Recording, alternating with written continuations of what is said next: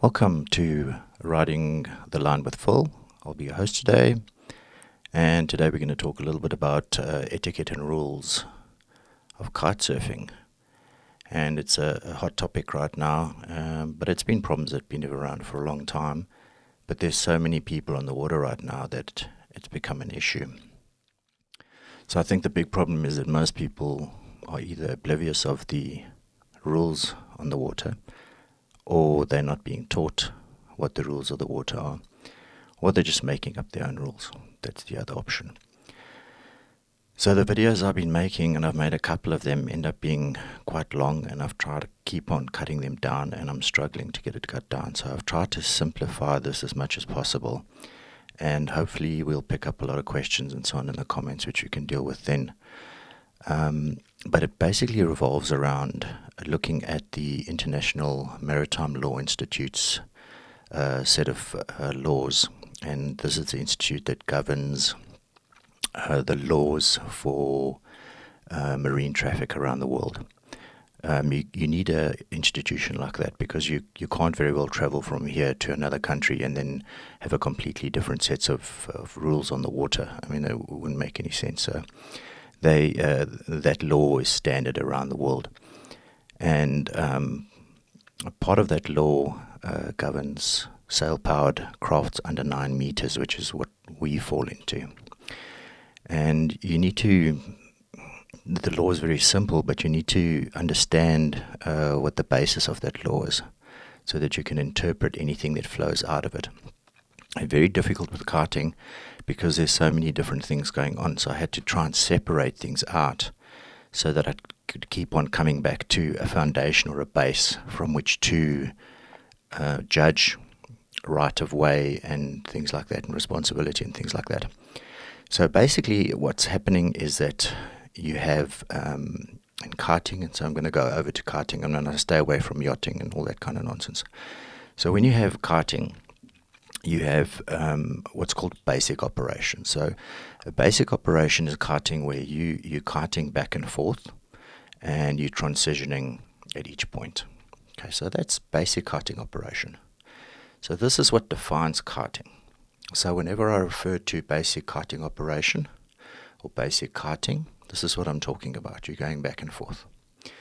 Now, the maritime law really deals with 3 different laws that apply to this scenario and how you interact with other craft on the water inside this basic scenario, this basic kiting operations. I'm going to add one extra because it affects kiting slightly differently than it does yachting, but we'll get to that. So the first law is the same as for any other ocean-going vessel that falls under maritime law, and that is basically see and avoid.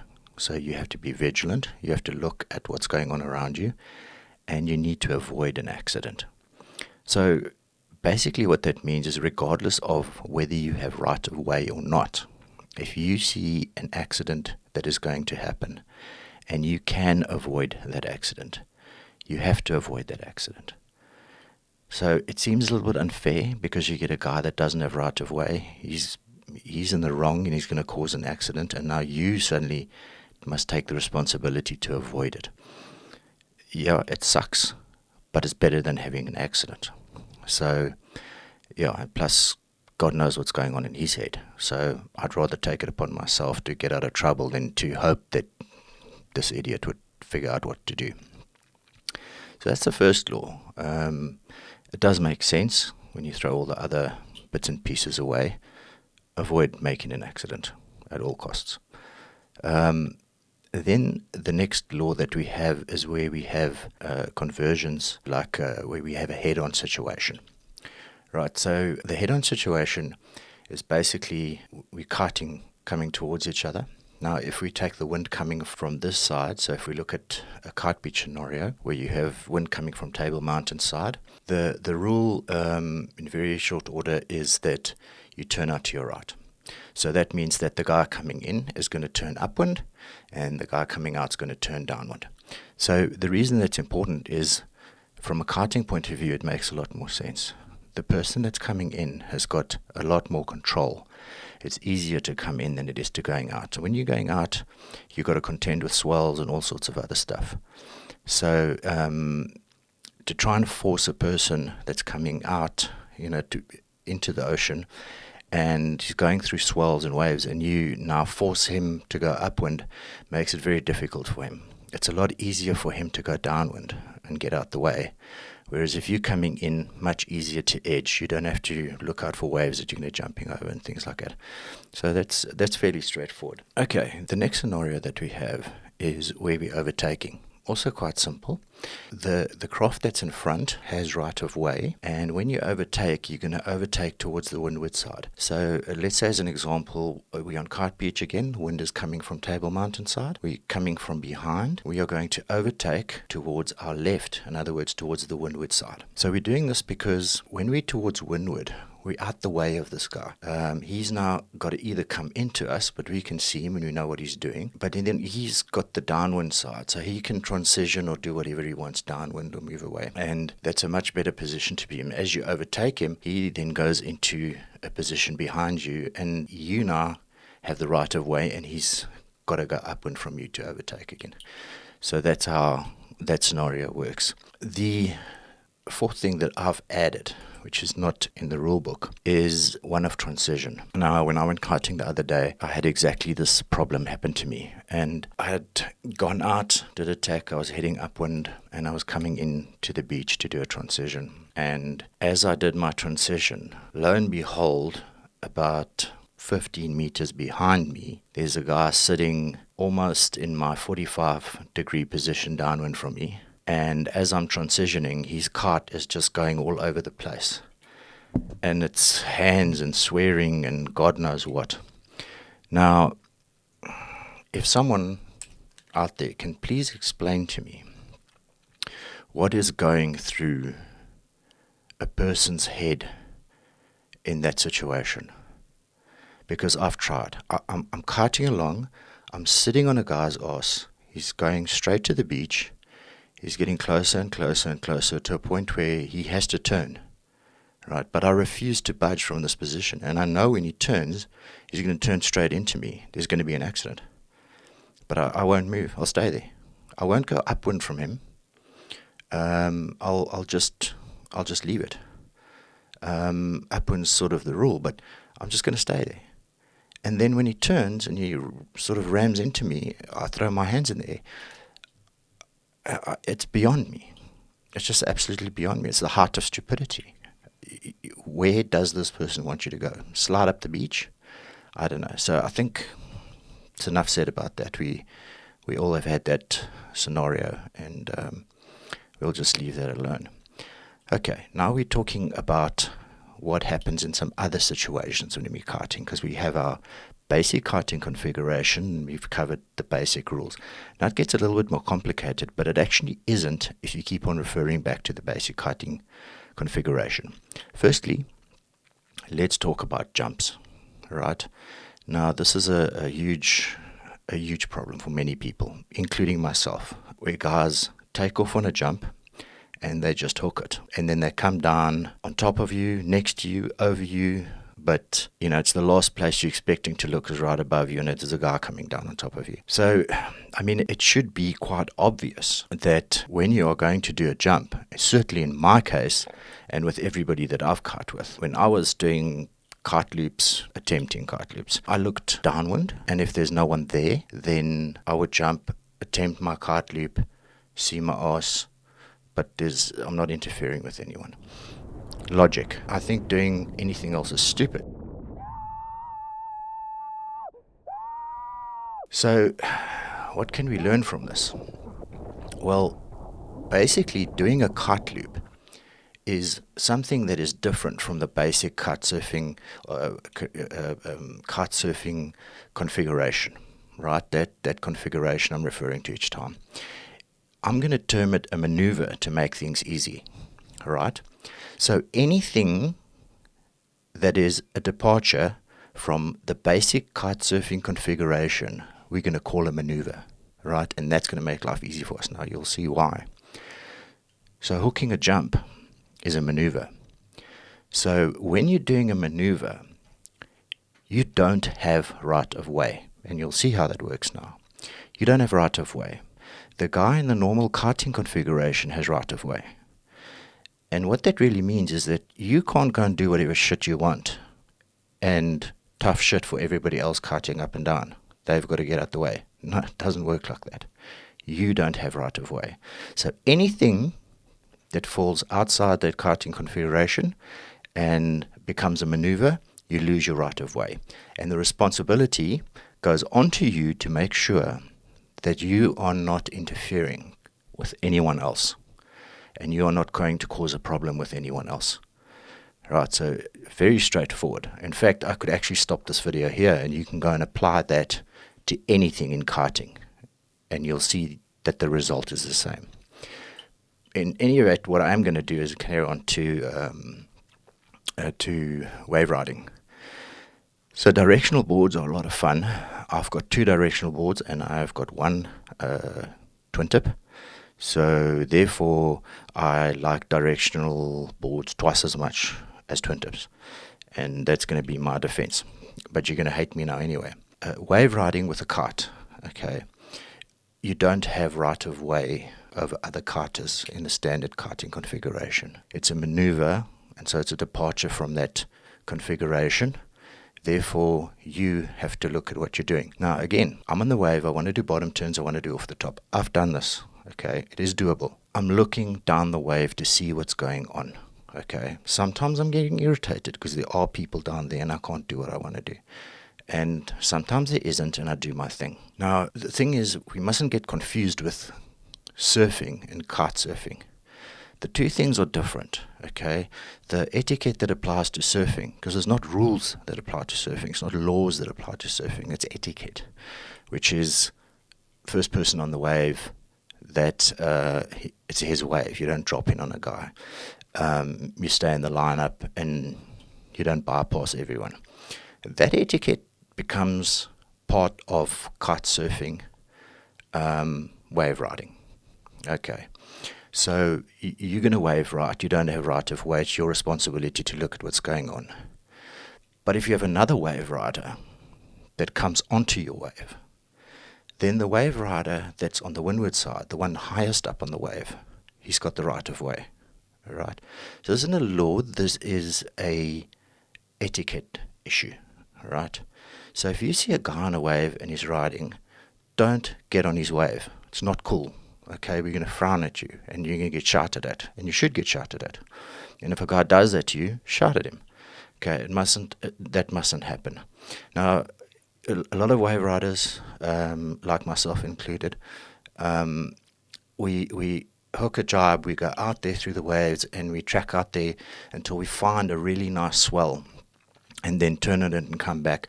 So there's been a lot of energetic input on getting this wave, finding the swell. And, you know, you're riding it back and it's starting to build up and build up and build up.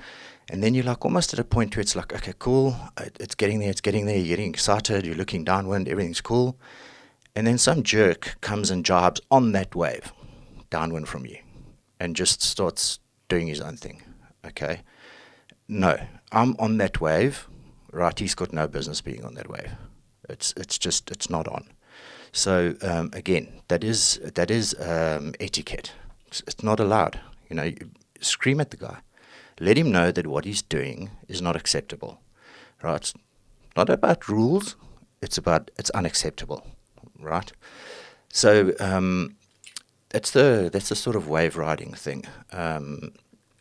The only other thing I want to add with that is what I do, and here we come into the courtesy part that I mentioned before. I'm going out or I'm coming in, whatever the case may be.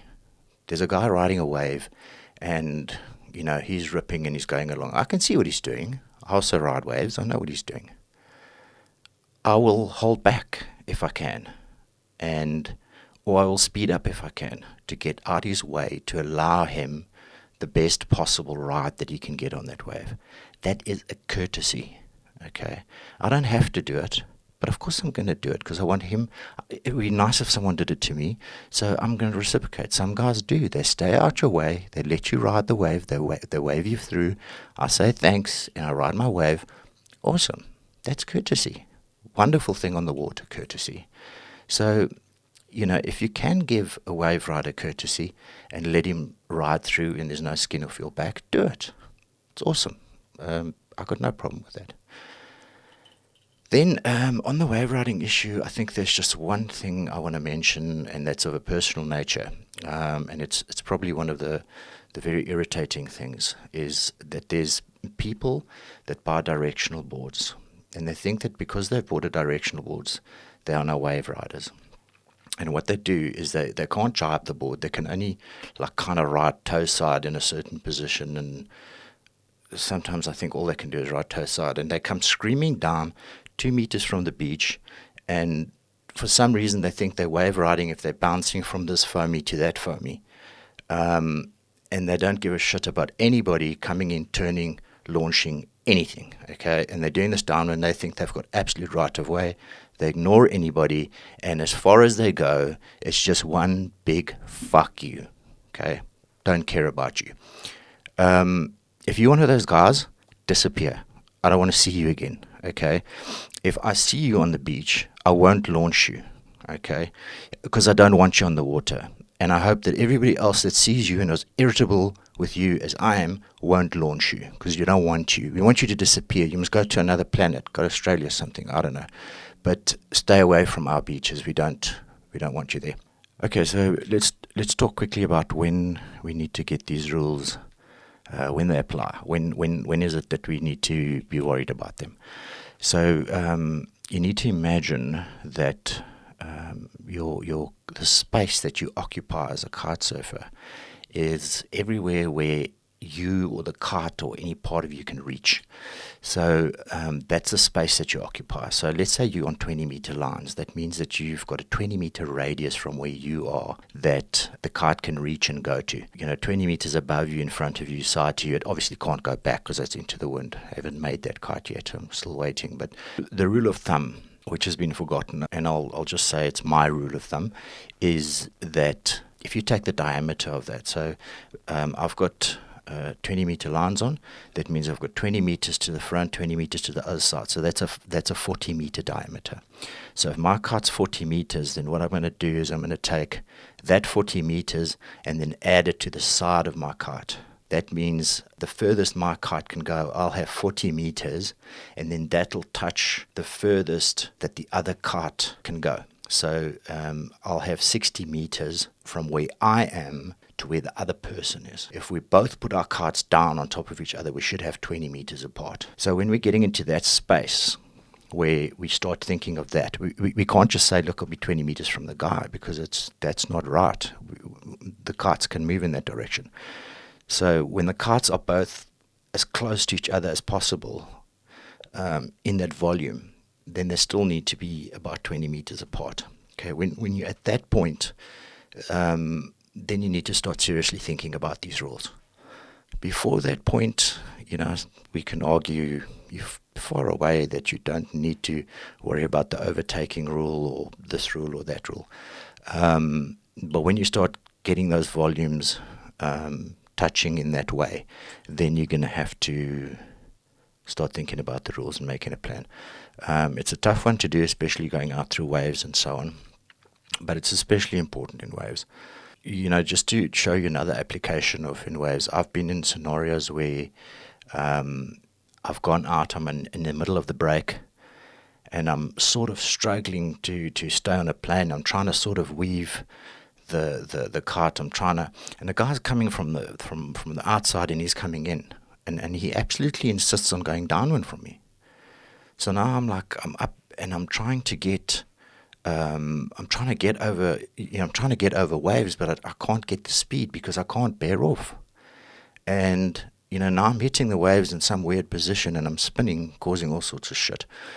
And that's an example of why those rules make sense.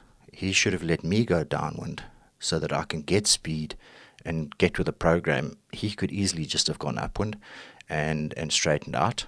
and no problems. So these things are practical. They actually do work, for both people.